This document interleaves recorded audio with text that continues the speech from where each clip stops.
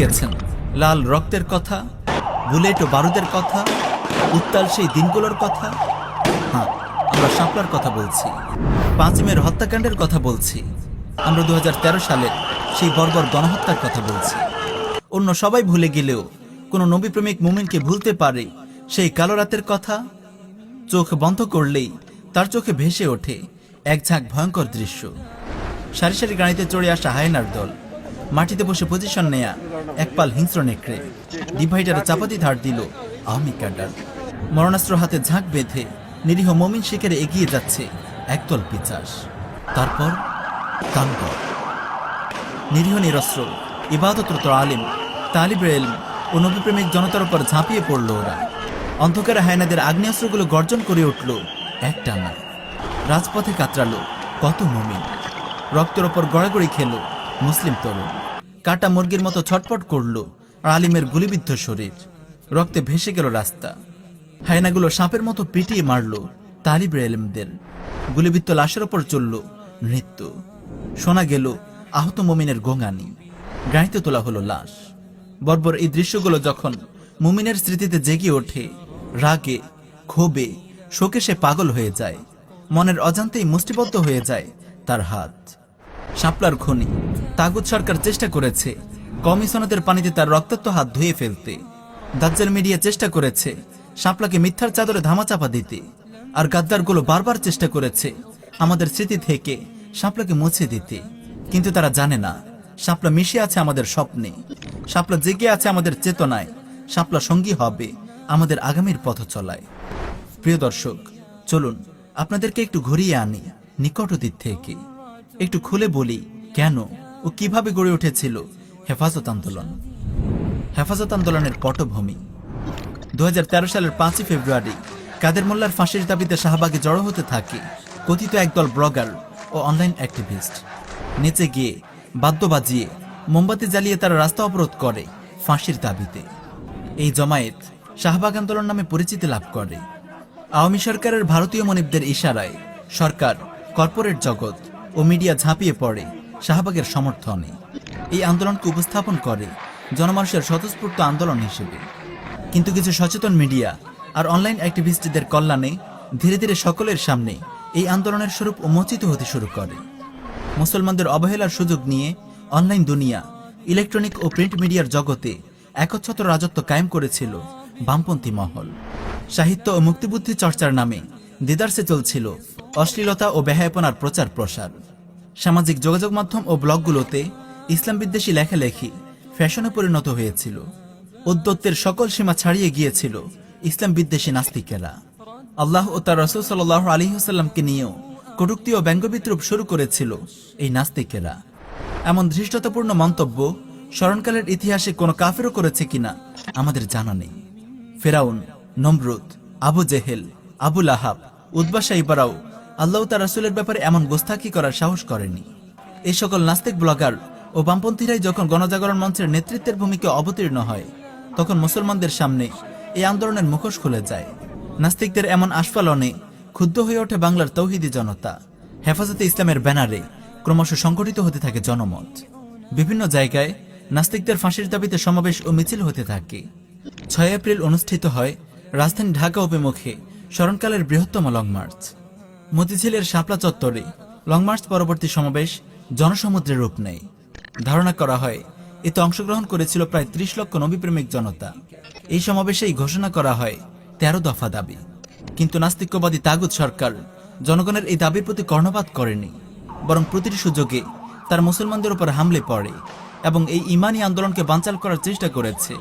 অন্যদিকে শাহবাগী নাস্তিক ও শাতিম রাসূলদের পুলিশ পাহারা দিয়েছে, তাদেরকে বিরিয়ানি আর পানীয় সংগ্রহ করেছে।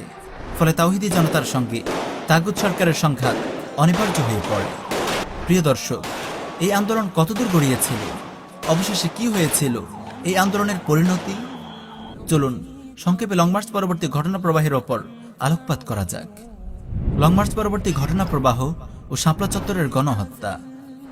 লং মার্চ পরবর্তী সমাবেশ থেকে সরকারকে আলটিমেটাম দেয়া হয়, 30 এপ্রিলের মধ্যে যদি 13 দফা দাবি মেনে নেওয়া না হয় তাহলে 5 মে ঢাকা অবরোধ করা হবে। এপ্রিল মাস জুড়ে দেশের 64 জেলায় হেফাজতের ব্যানারে অনুষ্ঠিত হতে থাকে বিশাল বিশাল সমাবেশ ও বিক্ষোভ মিছিল সংগঠিত হতে থাকে। জনমত, জনতা প্রস্তুতি নিতে থাকে ঢাকা অবরোধের। অবশেষে বিদায় নেয় আন্দোলন মুখর এপ্রিল, আর পা করে এগিয়ে আসে সেই উত্তাল মে। 5 মে পুরো দেশ থেকে জনতার ঢল নামে ঢাকা অভিমুখে। ঢাকার প্রবেশ মুখের 6টি পয়েন্টে অবস্থান নেয় নবীপ্রেমিক জনতা। দুপুরের দিকে রহস্যময়ভাবে অবরোধ ছেড়ে শাপলা চত্বরের সমাবেশের ঘোষণা দেয়া হয়। শাপলা চত্বরের দিকে রওনা হয় দলে দলে জনতা।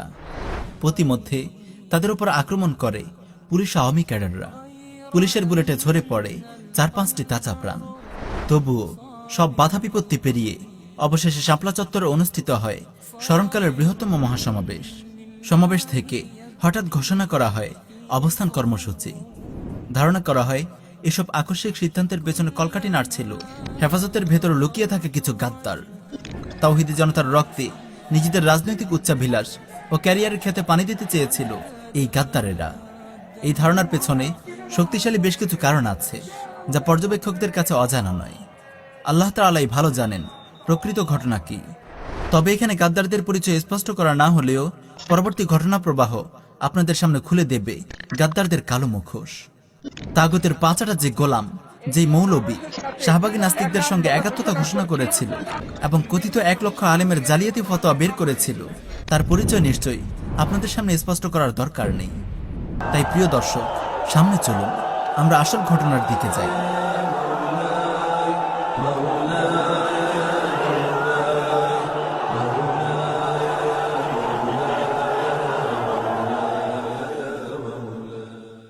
হেফাজতের অবস্থান কর্মসূচি ও বিরোধী দলের মুখে গদি বাঁচাতে মরিয়া হয়ে ওঠে তাগুত সরকার। সন্ধ্যা গড়িয়ে রাত নামে। তাগুত সরকার বারবার কঠোর হুমকি দিলেও অজ্ঞাত কারণে অপরিকল্পিত অবস্থান কর্মসূচির সিদ্ধান্ত পাল্টানো হয় না। রাত 2টার দিকে শাপলা চত্বরে এক বর্বর হত্যাযজ্ঞ চালায় পুলিশ, র্যাব ও বিজিবির সমন্বয়ে গঠিত তাগুত সরকারের সম্মিলিত পেটোয়া বাহিনী, যার নাম অপারেশন ফ্ল্যাশ আউট। পুলিশের পক্ষ থেকে এই অপারেশনের নাম দেয়া হয় অপারেশন সিকিউরড শাপলা, আর বিজিবির পক্ষ থেকে নাম দেয়া হয় অপারেশন ক্যাপচার শাপলা। রাষ্ট্রীয় বাহিনীর পাশাপাশি এই কলঙ্কিত হামলায় অংশগ্রহণ করে যুবলীগ ও বিভিন্ন ভারতীয় এজেন্ট। নিরীহ নিরস্ত্র জনতা, আলিম ওলামা ও তালিব ইলমের উপর অত্যাধুনিক মরণাস্ত্র নিয়ে ঝাঁপিয়ে পড়ে হাজার হাজার মানুষরূপী হয় না। রক্তের বন্যায় ভেসে যায় শাপলা চত্বর। মুমিনের লাশ ছড়িয়ে ছিটিয়ে থাকে এখানে সেখানে। আক্রান্তদের আর্তচিৎকার আর আহতদের গঙ্গানিতে ভারী হয়ে ওঠে চারপাশের পরিবেশ। শহীদদের লাশগুলোকে টেনে তোলা হয় সামরিক ট্রাকে, তারপর কোথায় নিয়ে যাওয়া হয় কেউ জানে না। 6 মে ভোর 4টা পর্যন্ত চলে এই বর্বর অপারেশন। ভোরের আলো ফোটার পূর্বেই ফায়ার সার্ভিসের গাড়ি দিয়ে পানি ছিটিয়ে ধুয়ে মুছে পরিষ্কার করে ফেলা হয় শাপলা চত্বর। এর পরের ঘটনা আমাদের সবার জানা। দাজ্জালি মিডিয়া মেতে ওঠে ঘৃণ্য অপপ্রচারে। আওয়ামী গুন্ডারা পাঞ্জাবি টুপি পরে সেদিন বাইতুল মোকাররমে জ্বালিয়ে দেয় পবিত্র কোরআন। তাগুত সরকার ও মিডিয়া সেই দোষ চাপায় হেফাজত কর্মীদের ওপর। শাপলা চত্বরের মুমিনদের অর্জন। অনেক অবুঝ ভাই মনের অজান্তেই হয়তো ভাবেন শাপলার রক্ত বিফলে গেছে। ওয়াল্লাহি, এই ধারণা ভুল। শহীদের রক্ত কখনো বৃথা যায় না, কিয়ামত পর্যন্ত কখনো যাবেও না। হেফাজত আন্দোলন আর শহীদের রক্তস্নাত শাপলা এক কথা নয়। হেফাজতের দাবির কিংবা আন্দোলনের ভুলগুলোর সমালোচনা আপনি করতে পারেন, হেফাজতের অদূরদর্শিতার সমালোচনা আপনি করতে পারেন, ভেতরে লুকিয়ে থাকা রাজনৈতিক উচ্চাভিলাষী গাদ্দারদের মুখোশও আপনি উন্মোচন করতে পারেন, কিন্তু শাপলা নিয়ে আপনি অন্তরে সন্দেহ পোষণ করতে পারেন না। শাপলার কালো রাতের পর বাংলাদেশে ঘটে যায় এক অদৃশ্য বিপ্লব। জাহিলিয়াতের অন্ধকারে মগ্ন হয়ে থাকা অনেক তরুণকে ধাক্কা দিয়ে জাগিয়ে তোলে শাপলা চত্বর। প্রথা প্রচলন আর অন্ধ অনুসরণের গোলকধাঁধায় ঘুরপাক খেতে থাকা অনেক মুখলিস বান্দার সামনে মুক্তির প্রকৃত রাস্তা স্পষ্ট করে দেয় শাপলা চত্বর। বাংলার মাটি 5 মের পর বিভক্ত হয়ে যায় শাপলা আর শাহবাগে। শাপলার ঘটনা এ ভূখণ্ডকে বিভক্ত করে দেয় ঈমান ও কুফরের 2টি ক্যাম্পে। একদিকে তাওহীদ ও নবী প্রেম, আর অন্যদিকে চেতনাবাজি আর নবীর অবমাননা। একদিকে ইসলাম ও শরিয়ার ভালোবাসা, আর অন্যদিকে সেকুলারিজম ও গণতন্ত্রের ভালোবাসা। একদিকে ইসলাম ও মুসলিম পরিচয়, অন্যদিকে কলকাতা থেকে ধার করে আনা বাঙালিয়ানা আর হিন্দুয়ানি সংস্কৃতি। যাদের মনে শাপলার অর্জন নিয়ে সংশয় আছে, তারা একটু গভীরভাবে লক্ষ্য করলেই দেখতে পাবেন শাপলার মোবারক এই রক্ত প্রিয় মাতৃভূমি বাংলাদেশের জন্য নিয়ে এসেছে আসমানি রহমতের অনিশ্বাস ঝর্ণাধারা। কিশোর তরুণ, তালিবের ইলম, আলিম ওলামা, আজ সবার হৃদয়ে ইরদাদ ও জিহাদের এই অবিনাশী চেতনা কোথা থেকে এলো? কিভাবে সৃষ্টি হলো ইরদাদ ও জিহাদমুখী এই অপ্রতিরোধ স্রোত? কেন শত অপপ্রচার, হুমকি ধমকি, অপব্যাখ্যা আর অযাচিত মুরব্বিগিরি করে গিয়েও এই স্রোতকে ঠেকানো যাচ্ছে না? সুহাদায়ে শাপলার এই রক্ত ইরদাদ ও জিহাদের জন্য বাংলার ভূমিকে কতটা উর্বর করে তুলেছে তা কি আপনি দেখতে পাচ্ছেন না? সুহাদার রক্ত এমনই, যেখানেই এই পবিত্র রক্ত ঝরবে সেখানেই ইরদাদ ও জিহাদের জন্য বিস্ময়করভাবে প্রস্তুত হয়ে উঠবে ভূমি। মনে রাখবেন, ইসলাম জিন্দা হোতা হে হর কারবালা কি বাদ। গণতান্ত্রিক আন্দোলন বনাম নববী চিকিৎসা।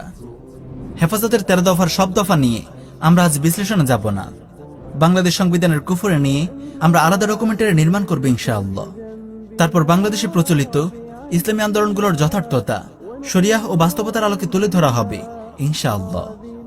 কিন্তু প্রিয় দর্শক, আপনাদের কাছে আমাদের প্রশ্ন, 13 দফার কোন একটি দফা কি বাস্তবায়িত হয়েছে? এত কোরবানি, এত রক্তের পর তাগুত সরকারের কাছ থেকে কি কোন একটি দাবি বাস্তবায়ন করানো গেছে? তাগুতের বেঁধে দেয়া বাক্সের ভেতরে নিয়মতান্ত্রিক পথে হেঁটে কি কোনো ফল এসেছে? তাগুত সরকার কি কোনো অবমাননাকারীর বিচার করেছে, নাকি নাস্তিক ব্লগারদের সরকারি খরচে নিরাপত্তা দিয়েছে? তাগুত সরকার কি কোন নাস্তিক ব্লগারকে উপযুক্ত শাস্তি দিয়েছে, নাকি শাপলার পরে গত 7 বছরে জেলখানাগুলো মুমিনদেরকে দিয়ে পূর্ণ করা হয়েছে? নবীর সম্মান রক্ষায় আন্তরিক আবেগ থেকে যে পথ বেছে নেওয়া হয়েছিল, সেই পথে কি নবীর সম্মান রক্ষা করা গেছে? যে তাগুত সরকারের কাছে অবমাননাকারীদের বিচারের দাবি করা হয়েছিল, সেই সরকারের প্রধান হাসিনা রাসূলুল্লাহ সাল্লাল্লাহু আলাইহি ওয়াসাল্লামকে নিয়ে জঘন্য কটূক্তি করা রাজীব ওরফে থাবা বাবাকে দ্বিতীয় মুক্তিযুদ্ধের প্রথম শহীদ বলে ঘোষণা করে। যে সংসদে আইন পাশের দাবি করা হয়, সেই সংসদে আল্লাহর রাসূলের অবমাননাকারীর মৃত্যুতে শোক প্রকাশ করা হয়। যে তাগুত সরকার নবী অবমাননাকারীদেরকে পুলিশি প্রহরায় নিরাপত্তা দেয় আর আন্দোলনরত নবীপ্রেমিক জনতাকে পাখির মতো গুলি করে হত্যা করে।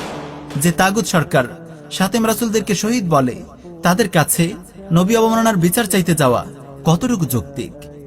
তাগুতের কাছ থেকে অনুমতি নিয়ে, তাগুতের সীমারেখা মেনে তাগুতের বিরুদ্ধে এই আন্দোলন কি নির্বুদ্ধিতা নয়?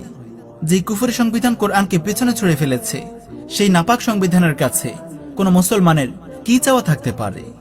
এই প্রশ্নের উত্তর আপনারা সবাই জানেন। এই রাস্তায় হাঁটার ফলাফল কি তা আপনারা বুঝেন। এবার আমরা অন্য একটি রাস্তার দিকে তাকাই। ইসলামী শরিয়া নবী অবমাননাকারীদের জন্য সুস্পষ্ট বিধান দিয়েছে, শাতেম রাসূলকে যে যেখানে পায় সেখানেই হত্যা করবে। এটি উম্মতের উপর ফরজে কিফায়া, এর জন্য কারো অনুমতিরও দরকার নেই। সে রাসূলুল্লাহর অবমাননা করে নিজের নিরাপত্তা নিজেই বিঘ্নিত করে। শাতেম রাসূলদের জন্য হত্যার এই বিধান আজ নতুন নয়, রাসূলের যুগ থেকে চলে আসছে। রাসূলুল্লাহ সাল্লাল্লাহু আলাইহি ওয়াসাল্লাম কুখ্যাত শাতেম রাসূল কাব বিন আশরাফ ও আবু রাফিকে গুপ্ত হত্যার জন্য মুজাহিদ বাহিনী পাঠিয়েছিলেন। রাসূলুল্লাহর সরাসরি নির্দেশ ও নির্দেশনায় হযরত আব্দুল্লাহ বিন আতিক রাদিয়াল্লাহু আনহু ও তার দল শাতেম রাসূল আবু রাফিকে হত্যা করে। মুহাম্মদ বিন মাসলামা রাদিয়াল্লাহু আনহু ও তার দল শাতেম রাসূল কাব বিন আশরাফকে হত্যা করে ইসলামের ইতিহাসে অমর হয়ে আছেন। রাসূলের যুগে সাহাবীরা শাতেম রাসূলদেরকে হত্যা করতেন, আর এই জন্য তারা রাসূলুল্লাহর অনুমতি নেওয়ারও প্রয়োজন বোধ করতেন না। এই ধরনের অনেক ঘটনা সংরক্ষিত আছে সিরাতের পাতায়। প্রিয় ভাই, এটিই আর তিব্বুন নববী, এটি শাতেম রাসূলদের জন্য নববী চিকিৎসা, এটি একমাত্র ফলপ্রসূ চিকিৎসা। প্রিয় ভাই, প্রিয় নবীর অবমাননাকারী শাহবাগী এই কুলাঙ্গারদেরকে শায়েস্তা করার একমাত্র উপায় হলো নববী চিকিৎসা। আর সেই নববী চিকিৎসাই করেছেন একদল নবী প্রেমিক দুঃসাহসী মুসলিম তরুণ। আব্দুল্লাহ বিন আতিক ও মুহাম্মদ বিন মাসলামা রাদিয়াল্লাহু আনহুমের গৌরবের উত্তরসূরিরা কুপিয়ে জাহান্নামে পাঠিয়েছেন কুলাঙ্গার বেয়াদব শাতেম রাসূলদের। প্রায় 14টি অপারেশনে নিহত হয়েছে 10-এরও বেশি নবী অবমাননাকারী শাতেম রাসূল। নববী চিকিৎসার প্রভাবে শাতেম রাসূলরা আতঙ্কিত হয়ে পড়ে, দলে দলে দেশ ছেড়ে পালায়, অনেকে গা ঢাকা দেয়। আল্লাহ রাব্বুল আলামিন এই বাহাদুর মুমিন তরুণদের কবুল করুন। এই দুই পথের পার্থক্য স্পষ্ট। এই ব্যাপারে আলোচনার ইতি টানার আগে শেষ একটি কথা রেখে যাই। অর্থহীন গণতান্ত্রিক আর নিয়মতান্ত্রিক আন্দোলনে কত শত ভাইকে প্রাণ দিতে হলো, চিরদিনের জন্য পঙ্গু আর অন্ধ হতে হলো, তা আজও আমরা জানি না। কিন্তু এত কোরবানির পরও দাবি অর্জিত হলো না। অথচ যদি রাসূলুল্লাহ সাল্লাল্লাহু আলাইহি ওয়াসাল্লামের নির্দেশিত কর্মপদ্ধতি অনুসরণ করা হতো, তাহলে অল্প কোরবানিতেই বিশাল ফল পাওয়া যেত, যার বাস্তব প্রমাণ আমাদের সামনে আছে। অল্প কজন মুমিন যখন আল্লাহ তার রাসূলের দেখিয়ে দেয়া বিধান বাস্তবায়ন করে, তখন কত বড় ফল আসে তা আমরা দেখেছি। শাপলা থেকে তাই সবচেয়ে বড় শিক্ষা হলো কাফেরদের শেখানো গণতান্ত্রিক ও নিয়মতান্ত্রিক আন্দোলন এক অর্থহীন ও অকার্যকর পথ। কিয়ামত পর্যন্ত যে পথে হেঁটে ইসলাম ও মুসলমানদের প্রকৃত দাবি ও স্বার্থ সংরক্ষণ করা যাবে না। শাপলার সেই কালো রাতের পর অতিবাহিত হয়েছে 7 বছর, কিন্তু এই গুরুত্বপূর্ণ শিক্ষা কি আমরা অনুধাবন করতে পেরেছি? শুকরিয়া মাহফিল আমাদের আত্মপ্রবঞ্চনা। যেসব গাদ্দার হেফাজতের ইমানি আন্দোলনকে নিজ নিজ রাজনৈতিক ক্যারিয়ারের স্বার্থে ব্যবহার করতে চেয়েছিল, শাপলা চত্বরে হত্যাকাণ্ডের পর আমরা তাদেরকে সঠিকভাবে চিহ্নিত করে বহিষ্কার করতে পারিনি। বড়দের ছায়ায় বসে তারা ঠিকই তাদের স্বার্থের কলকাঠি নেড়েছে, আজও নেড়ে যাচ্ছে। প্রদীপের নিচে জমে থাকা অন্ধকারে বসে এই মুনাফিকরা যুগে যুগে ইসলামের এত বেশি ক্ষতি করেছে যা বলে শেষ করা যাবে না। শাপলা চত্বর পরবর্তী ঘটনা প্রবাহে আমরা দেখি এই গাদ্দার চক্র সম্মিলিতভাবে হেফাজতকে নিয়ে গেছে এক ভয়ঙ্কর পথে। বাতিলের কূটবুদ্ধি সম্পর্কে অসচেতন আমাদের সরমনা বয়োবৃদ্ধ মুরব্বীদের দিয়ে তারা এক গভীর চক্রান্তের ছক কষেছে। শাপলার খনি তাগুতের সঙ্গে গোপনে আতাত করে শাপলার রক্ত, শাহাদাত ও কোরবানির ইতিহাসকে মুছে ফেলার ঘৃণ্য ষড়যন্ত্র শুরু করে এই গাদ্দারেরা। কমিশনদের স্বীকৃতির পথ ধরে তারা দেশের ইসলামী অঙ্গন রচনা করে আত্মপ্রবঞ্চনা, মুনাফিকি ও আত্মঘাতের এক লজ্জাজনক ইতিহাস। এই ঘৃণ্য ষড়যন্ত্রের কিছুটা জনগণের সামনে আসে 8 নভেম্বর 2018 ঈসাই সনে সোহরাওয়ার্দী উদ্যানে আয়োজিত শুকরানা মাহফিলে। এই দিন গাদ্দাররা আমাদের সর্বজন শ্রদ্ধেয় মুরব্বীদেরকে নির্মমভাবে কলঙ্কিত করে এদেশে ইসলামের ইতিহাসকে। আপনারা দেখেছেন গাদ্দাররা কিভাবে সেদিন গায়রতের জানাজা বের করেছিল। ইতিহাসের কলঙ্কের জন্য এতটুকুই যথেষ্ট ছিল যে শাপলার খনি একজন তাগুত ফাসেক বিবর্তা নারীর সঙ্গে আমরা একই মঞ্চে বসেছি। তবুও সেদিনের 2-1টি বক্তব্য আপনাদের শোনাই। আমাদের বেগায়রতি আর নির্লজ্জতা কোথায় গিয়ে পৌঁছেছে তার কিছু নমুনা দেখুন। তাগুত হাসিনার সামরিক সচিব মেজর জেনারেল মিয়া মোহাম্মদ জয়নাল আবেদিন সেদিন বলে, 5ই মে 2013 সালের 5ই মে সম্পর্কে অনেক মিথ্যাচার করা হয়েছে এবং বিভ্রান্ত ছড়ানো হয়েছে, এখনো হচ্ছে। ওই দিন মাননীয় প্রধানমন্ত্রীর নির্দেশনা ছিল সুস্পষ্ট, আলেম ওলামা এবং কোমলমতি শিক্ষার্থীদের যেন কোনো রকম ক্ষতি না হয়। আমাদের আইন শৃঙ্খলা বাহিনী সেই নির্দেশনা মাথায় রেখে অত্যন্ত ধৈর্যের সাথে এবং পেশাদারি দক্ষতার সাথে পরিস্থিতি সামাল দিয়েছেন। কেউ আজ পর্যন্ত হতাহতের সঠিক তালিকা দিতে পারেনি। 2-1 জনের নাম বলা হয়েছিল, আমরা ইনকোয়ারি করে দেখেছি উনি বেঁচে আছেন, মাদ্রাসায় শিক্ষকতা করে যাচ্ছেন। সব অপপ্রচারই ভুল এবং মিথ্যা বলে প্রমাণিত হয়েছে। তাই আমি বলবো এসব মিথ্যাচার আপনারা বিভ্রান্ত হবেন না। প্রিয় ভাইয়েরা, হাজার হাজার ওলামা তলাবার সামনে শাপলার রক্তকে অস্বীকার করা হলো, আমাদের নবীপ্রেমিক মুমিন ভাইদের শাহাদাতকে অস্বীকার করা হলো, হাজার হাজার হাত পা চক্ষু হারানো পঙ্গু ভাইদের কোরবানিকে অস্বীকার করা হলো, কিন্তু বিশাল ওলামা মাহফিলের কারো গায়রত জাগেনি। কেন জাগেনি তার উত্তর আমাদের কাছে নেই। তবে শুধু একটি প্রশ্ন আমরা জিজ্ঞেস করতে চাইব, হাসরের ময়দানে যখন শাপলার শহীদদের সঙ্গে শুকরানা মাহফিলের লোকদের দেখা হবে তখন তারা কিভাবে মুখ দেখাবেন? শুধু এতটুকুতে ক্ষান্ত হলে না হয় মানা যেত, কিন্তু স্বার্থের লোভে অন্ধ এই মাওলানারা এই দিন ন্যাক্কারজনক সব মন্তব্য করে। এই 14 লক্ষ শিক্ষার্থীর জননীর ভূমিকা আপনি পালন করেছেন। আজকে আমি এই মহা কওমি সমুদ্রে আমি ঘোষণা করতে চাই, আপনি কওমি জননী। আজ থেকে আপনাকে এই উপাধি দিলাম, আপনি কওমি জননী। কওমির খুনে যখন কওমি জননী, তখন আর আমাদের বলার কিছু থাকে না। তাই এ ব্যাপারে কোনো মন্তব্য করব না। শুকরানা মাহফিলের অন্যান্য বক্তাদের লজ্জাজনক বক্তব্য শুনিয়ে আপনাদের সময় নষ্ট করব না। আপনারা চাইলে ইউটিউব থেকে শুনে নিতে পারেন। তবে এতটুকু বলবো, গাদ্দার ও মুনাফিকদের এই সাফল্যে এবং শুকরানা মাহফিলের এই বেগায়রতি ও আত্মপ্রবঞ্চনা আমাদের হৃদয়ে রক্তক্ষরণ ঘটিয়েছে, আমাদেরকে কলঙ্কিত ও লজ্জিত করেছে। কওমি সনদ নিয়েও আপাতত কোনো মন্তব্য করতে চাই না। এর লাভ লোকসান আপনারা নিজের চোখে দেখেছেন, বেঁচে থাকলে আরো দেখবেন। আমাদের আহ্বান, তাগুতার গাদ্দাররা আমাদেরকে শাপলা চত্বরের কথা ভুলিয়ে দিতে চায়। মুমিন কখনো তার ভাইয়ের রক্তের কথা ভুলে না। শাপলা আমাদের হৃদয়ে প্রেরণার মিনার হয়ে বেঁচে থাকবে আজীবন। আমরা কখনো শাপলাকে ভুলে যাব না। ওয়াল্লাহি, এই রক্তের প্রতিটি ফোঁটা আমাদের চোখের অশ্রু হয়ে ঝরবে যুগ যুগ ধরে। প্রিয় ভাই, আজও যদি এই তাগুত এবং এই গাদ্দারদেরকে আমরা দ্বীনের পবিত্র অঙ্গন থেকে ঝেঁটিয়ে বিদায় করতে না পারি, তাহলে আমাদের সামনের দিনগুলো অনেক কঠিন হবে। আশ্চর্য হই, দিনের এত বড় ক্ষতি করেও এই গাদ্দাররা কিভাবে আজও টিকে আছে আমাদের উপর সওয়ার হয়ে। এরা কখনো থামবে না। এরা ততদিন এই গাদ্দারি করে যাবে যতদিন না আমাদের দুর্গগুলোর ওপর তারা কুফর জাতীয়তাবাদের ঘৃণ্য পতাকা উড়াবে, যতদিন না তারা আমাদের সিলেবাসে পাশ্চাত্য শিক্ষার নাপাক পরশ বুলাবে।